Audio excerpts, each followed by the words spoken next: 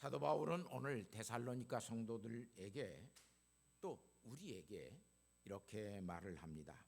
우리가 너희를 위하여 항상 하나님께 감사할지니. 어떤 사람을 생각하면 감사만 나오는 사람이 있고, 어떤 사람을 생각하면 감사하기보다는 왜 그 사람이 그렇게 할까, 그런 사람이 있는 것을 볼 수 있어요. 데살로니가 성도들을 향해서 사도 바울이 늘 항상 너희를 생각할 때마다 내 마음속에는 늘 감사가 있다 그래요. 그런 감사할 수 있는 성도로 사는 것, 특별히 데살로니가 성도들은 재림의 신앙을 가지고 살았던 교회의 성도들이에요. 주님이 오신다면, 그래서 주님이 곧 오실 것 같아서 일도 하지 않고 먹지도 아니하고 그렇게 주님의 재림을 대망하면서 살았던 교회가 데살로니가 교회의 성도들이었던 것을 알 수 있어요.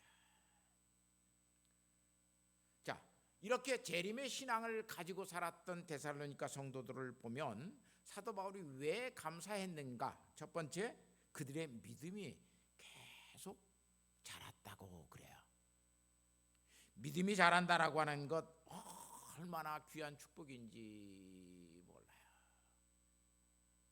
믿음은 뿌리를 깊게 내리고 자라갈 수 있는 것이 그 믿음이에요. 뿌리가 없으면 자랄 수 없어요.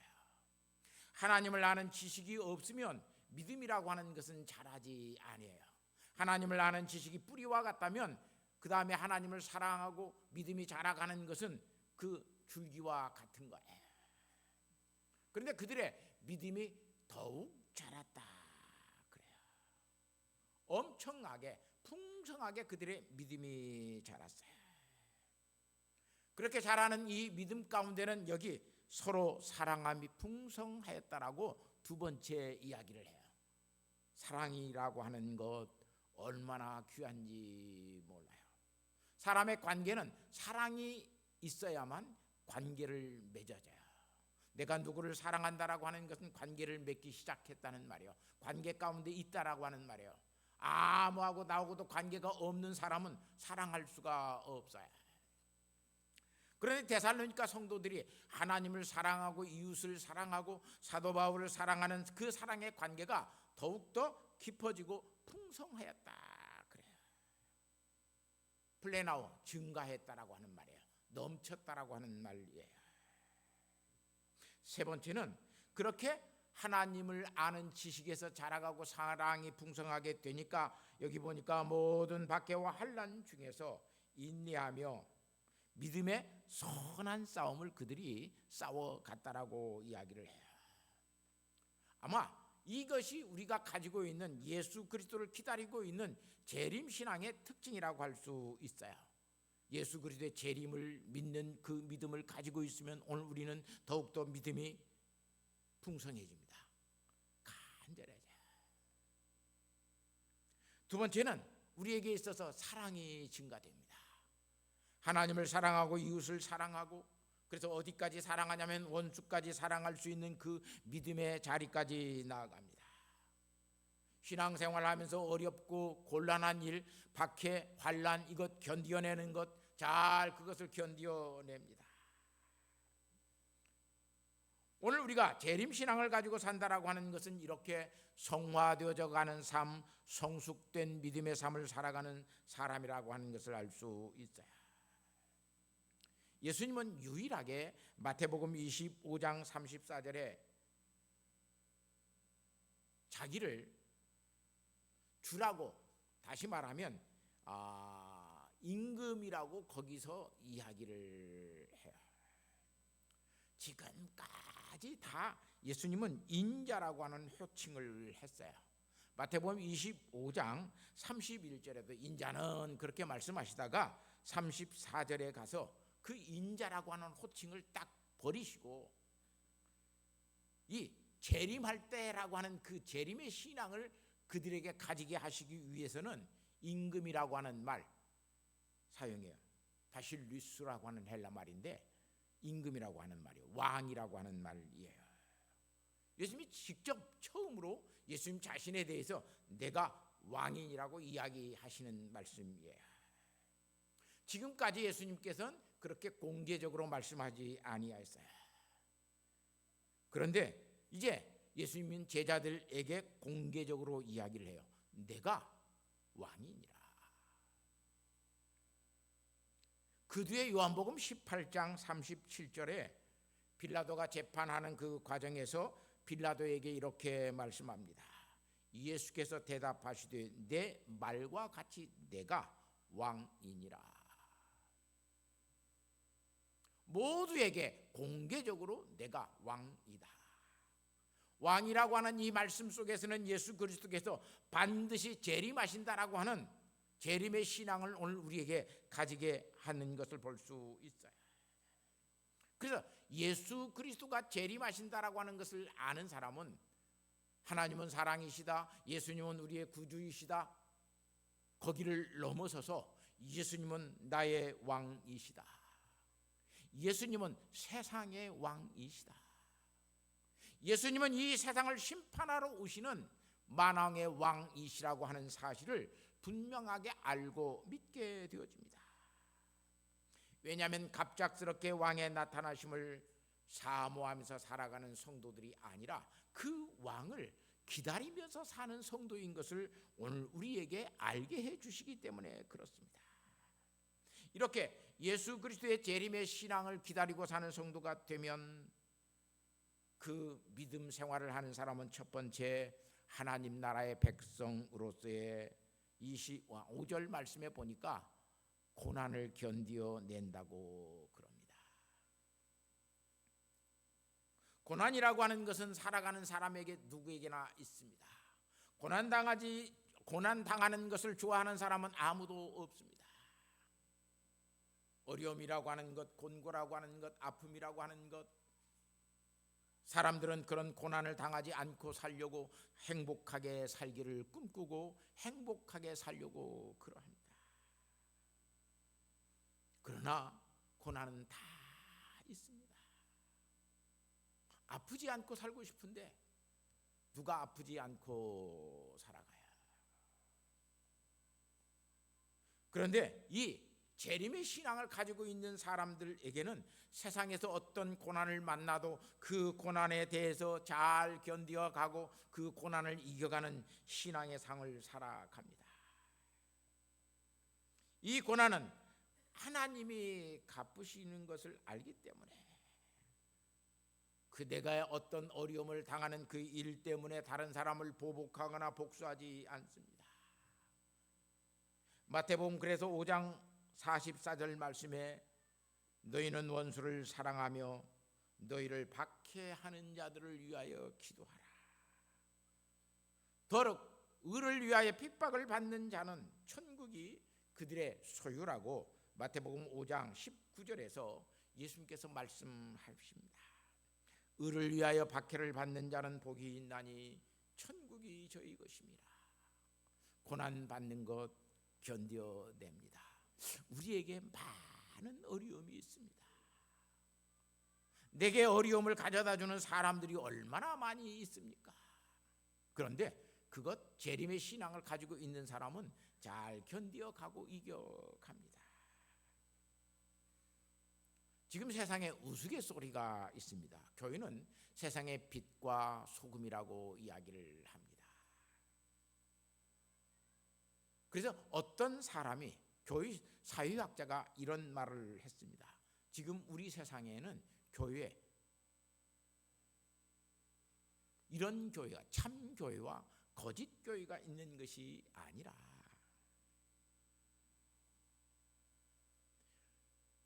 빚 갚는 교회와 빚 갚지 않는 교회, 두 종류의 교회만 있다, 이렇게 이야기해요. 예배당을 막 크게 지으면서 엄청난 돈들을 가지고 은행에 빚 대출을 받아서 죽을 때까지, 주님 오실 때까지 갚아야 갚아지는 그런 교회들이 있기 때문에 빚 갚는 교회와 빚 갚지 않는 교회, 두 종류의 교회밖에 없다라고 이야기를 합니다. 아픈 말입니다. 그런 빛이 아니라 오늘 우리는 이 세상을 밝혀줄 수 있는 빛을 나타내는 교회가 되어야 됩니다. 그러려면 교회가 재림신앙을 가지고 있어야 되고, 재림의 신앙으로 사는 성도들이 교회 안에 가득 차게 있었을 때에 교회는 세상으로 하여금 빛을 발하게 되어 있습니다. 재림신앙을 가지고 있으면 그래서 의를 위하여 박해를 받는 것, 고난을 받는 것, 어려움을 당하는 것, 그것을 잘 감내해 갑니다. 견디기 힘들어도 그것을 이겨갑니다. 그것이 재림신앙을 가지고 있는 성도들의 특징입니다. 두 번째, 재림신앙으로 살지 못하는 자들의 결국은 여기 말씀해 보니까 8절 말씀해 보니까 재림신앙이 없는 사람들은 어떤 사람들이냐?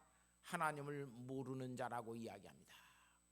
하나님을 알지 못하고 예수 그리스도를 알지 못하면 절대로 오늘 우리에게는 재림의 신앙이 생기지 않습니다. 그래서 예수 그리스도의 복음에 복종하지 아니할 뿐만 아니라 하나님께서 그들을 벌 내리시는데 형벌하시는 것조차도 그들은 알지 못하고 살아갑니다. 그러나 재림의 신앙을 가지고 있는 사람은 하나님을 인격적으로 알게 됩니다. 예수 그리스도의 복음에 복종하면서 순종하면서 살아갑니다. 그래서 재림의 신앙을 가진 사람들은 하나님의 말씀에 복종합니다. 주님께서 세우신 교회를 이루어 갈 수 있도록 하는 교회의 권위에 복종해 가면서 살아갑니다. 이거 아름답고 귀한 것입니다. 왜냐하면 우리의 신앙생활은 교회를 통해서 이루어지기 때문에 그렇습니다. 교회와 나와 상관이 없는 사람으로 살면 오늘 우리는 신앙생활 잘못하는 겁니다. 무교의자 하나님의 교회가 이렇게 세상적이고 세속적으로 되어져 버리니까 교회당은 필요 없다, 교회는 필요 없다, 우리끼리 모여서 무교의적인 예배를 예배당 없이 예배드리자, 이 일종의 무교의자들입니다. 그런 무교의자들의 신앙은 그래서 아름답지 못한 것입니다. 항상 교회의 권위에 순종하고 교회의 권위를 드러내고 교회의 교회됨을 서로가 유지하려고 노력하는 것이 재림의 신앙을 가진 사람입니다. 왜 교회가 저래? 그렇게 비난하지 않습니다. 오늘 우리는 교회의 교회됨을 이루어 갈 수 있는 재림의 신앙을 가지고 교회의 권위에 복종하고 교회에서 결여한 것들에 대해서 말씀 안에서 순종해 가려고 하는 사람이 성도요, 재림의 신앙을 가지고 믿음으로 오늘을 살고 있는 성도의 모습인 것을 알 수 있습니다. 세 번째, 여기 항상 성도들을 향하여 기도한다고 11절에 말을 합니다. 어떤 기도를 하냐면 부르심에 합당한 자로 살기 위해서 성도들끼리 기도합니다. 우리 성도들끼리 기도해 줘야 돼요. 장로님들을 위해서, 집사님들을 위해서, 권사님들을 위해서 같이 기도해 줘야 돼요.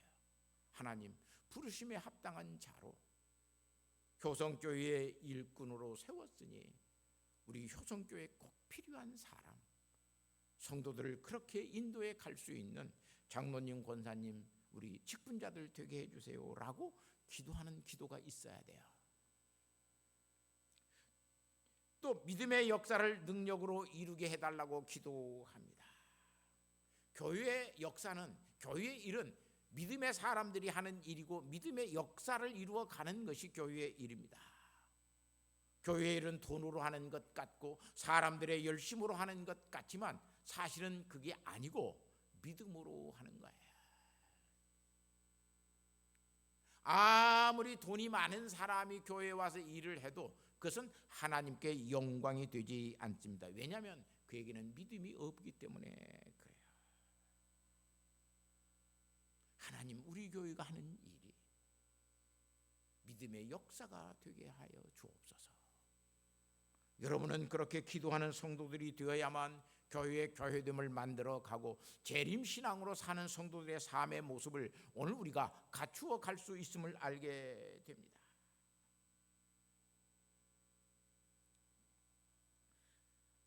또 그뿐만 아니라 우리 주 예수 그리스도의 이름이 너희 가운데서 영광을 받으시게 하려고 예수 그리스도의 영광을 위하여 기도하라고 이야기합니다. 하나님께 어떻게 하면 예수 그리스도에게 우리가 영광을 돌리면서 살아갈 수 있을까? 우리의 기도는 이런 기도가 아닙니다. 우리는 항상 내 건강의 문제, 내 사업의 문제, 그런 문제들을 가지고 기도합니다. 정말로 하나님의 영광을 위하여 우리가 부르심에 합당한 자로 믿음의 역사를 이루어 가는 자로 하나님 앞에 기도하는 기도의 생활이 우리에게 없습니다. 사랑하는 성도 여러분, 부르심에 합당한 자로 어떻게 내가 하나님 앞에 살아갈 수 있을까? 부르심에 합당한 자로 내가 어떻게 교회 안에서 협력하고 하나님의 뜻을 이루어내는 성도가 될까? 이런 사람들은 불평불만하지 않습니다. 순종하고 복종하고 행하고 보살피고 서로 헌신하면서 그 뜻을 이루어 갑니다. 그러나 이렇게 살지 않는 사람들은 자기 자신의 성공과 출세를 위해서는 기도하지만 교회의 화합을 위해서는, 교회의 부흥을 위해서는 기도하지 않습니다. 속된 말에 이런 말이 있습니다. 짝사랑은 참사랑이 아니다. 짝사랑이라고 하는 것은 아무리 내가 진정으로 사랑해도 그것은 짝사랑이지 참사랑이 될 수 없다라고 이야기합니다. 예수 그리스도의 영광이 우리의 생활 속에서 영광스러움으로 드러날 수 있도록 우리는 그래서 성도들끼리 재림의 신앙을 가진 사람들은 믿음의 덕스러움을 나타내고 드러내기 위해서 늘 덕스러움을 나타냅니다. 은퇴를 하는 목사의 마음속에 어떻게 하면 우리 교회와 성도들이 이 세상 속에서 자랑이 되는 교회와 성도가 되게 할 것인가? 또 그뿐만 아니라 우리 성도들이 은퇴하고 난 나를 정말로 자랑스러운 목사로 여기고 인정하고 존경하는 목사로 내가 어떻게 물러날 수 있을까? 그래서 보고 싶은 목사님, 그리워지는 목사님, 그런 목사로 목사의 마음속에서 우리 성도들이 그리워지는 성도들이 된다면 얼마나 좋을까? 은퇴하신 목사님들 속에 만나고 싶지 않은 목사님들이 굉장히 많은 것을 볼 수 있어요.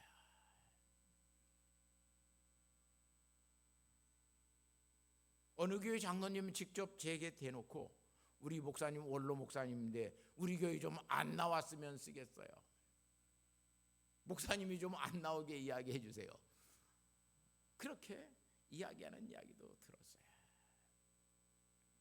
또 어떤 목사님은 길거리에서 만나면 사람들이 목사님이나 장로님들이 다 피해가는 원로 목사님, 은퇴 목사님도 우리는 알고 있어요. 그분은 약간 치매기가 있었지만 그뿐만 아니라 만나면 잡고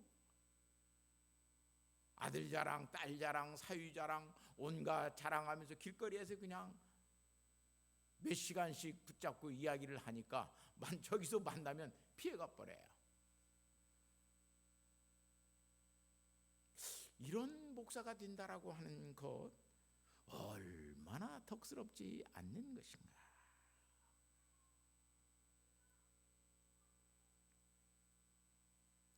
그런 목사로 산다라고 하는 것 얼마나 비참한 것인가를 알 수 있습니다. 그래서 어떻게 하면 좀 더 아름답고 건강할 때 물러날 수 있을까? 언제 주님이 다시 오실런지 모르지만 나 역시 주님이 내 생에 다시 오지 아니하면 나는 주님 앞에 가서 서게 될 날이 분명히 그날이 있어요. 여러분에게도 그날이 있어요. 주님에게도 재림하시는 그날이 있다면 오늘 우리도 주님 앞에 가서 서는 반드시 그날이 있어요. 주님 앞에 서게 되는 그 나라에 내가 주님 앞에 서서 어떤 사람으로 내가 주님 앞에 서게 될 것인가? 욕심만 채우고 사는 사람은 어떤 사람의 식귀에 보니까 그 사람은 쓰레기통이라고 이야기를 해요. 왜냐하면 쓰레기통은 다 채워야 비워요. 욕심을 내고 사는 사람들은 쓰레기통과 같은 삶을 산다고 그래요. 다 채워야 비워. 그런데 욕심을 버리고 사는 사람은 저금통과 같대요. 저금통은 다 안 차도 필요하면 어때요? 거기서 비워내요. 저금통에 채워져 있는데 그게 30만 원이 필요하면 거기에 30만 원이 있으면 그것을 비워내는 것이 저금통이에요. 욕심은 그렇게 비워내는 것이라고 이야기를 합니다. 재림의 신앙으로 사는 사람은 쓰레기통과 같은 욕심으로 사는 사람이 아니라 저금통과 같은 마음으로 사는 사람이에요. 이만큼 차 있는데 이만큼이 누구에겐가 필요하다면, 이 일에 대해서 누구에겐가 필요하다면 그것을 비워낼 수 있는 사람이 저금통의 인생이에요. 나는 쓰레기통으로 살았을까? 저금통으로 살았을까? 사택이 이사 나가고 황한 사택을 보면서 아무것도 거기는 없어요. 붙어져 있는 사진도 없고 걸어져 있는 사진도 없고 내 삶의 흔적이라고 하는 것이 과연 무엇일까를 곰곰이 생각해 봐요. 이렇게 재림의 신앙을 가지고 사는 사람은 저금통의 신앙을 가지고 사는 거예요. 그래서 비워낼 줄 알아요. 꽉 차더라까지 기다리는 것이 아니라 필요한 부분에서 비워낼 줄 알아요. 그래서 히브리서 10장 20절에서 25절 말씀에 보니까 히브리서 기자는 재림의 신앙으로 사는 사람을 이렇게 묘사하고 있습니다. 서로 돌아보아 사랑과 선행을 격려하며 모의를 패하는 어떤 사람들의 습관같이 하지 말고 오직 권하여 그날의 가까움을 볼수록 더욱 그리하자. 그날의 가까움을 볼수록 사랑과 선행을 격려하며 모이기를 패하지 아니하고 그런 습관의 모든 것들을 패하지 아니하고 오직 서로 모이기를 힘쓰면서 권하면서 그렇게 사는 것이 재림의 신앙을 가지고 신앙생활하는 사람이라고 이야기합니다. 사랑하는 성도 여러분, 제가 여러분에게 분명하게 말할 수 있는 것은 예수님의 그 날이 있어요. 예수님께서 재림하시는 그 날이 있어요. 우리도 또한 예수님 앞에 가서 서게 되는 그 날이 있어요. 어떤 그날이 우리에게 먼저 올런지 사실은 알 수 없어요. 여러분이 주님 앞에 가서 서게 되는 그날, 주님께서 오시는 그날, 우리는 주님에게서 모두 다 같은 이야기를 들어야 올바른 재림의 신앙을 가지고 사는 성도가 되어집니다. 따라서 합시다. 착하고 충성된 종아, 착하고 충성된 종아, 내가 적은 일에 충성하였으니 내가 많은 것으로 내게 주리라. 얼마나 감사한 말씀이에요. 적은 것에 충성한다라고 하는 것, 사도 바울은 사도로서 디모데에게 이렇게 교훈합니다. 오늘 우리도 이 말씀을 깊이 새겨야 됩니다. 너는 진리의 말씀을 옳게 분별하여 부끄러움이 없는 일꾼으로 인정된 자로 자신을 하나님 앞에 드리기를 힘쓰라. 하나님 앞에 부끄러움이 없는 자로 살아라.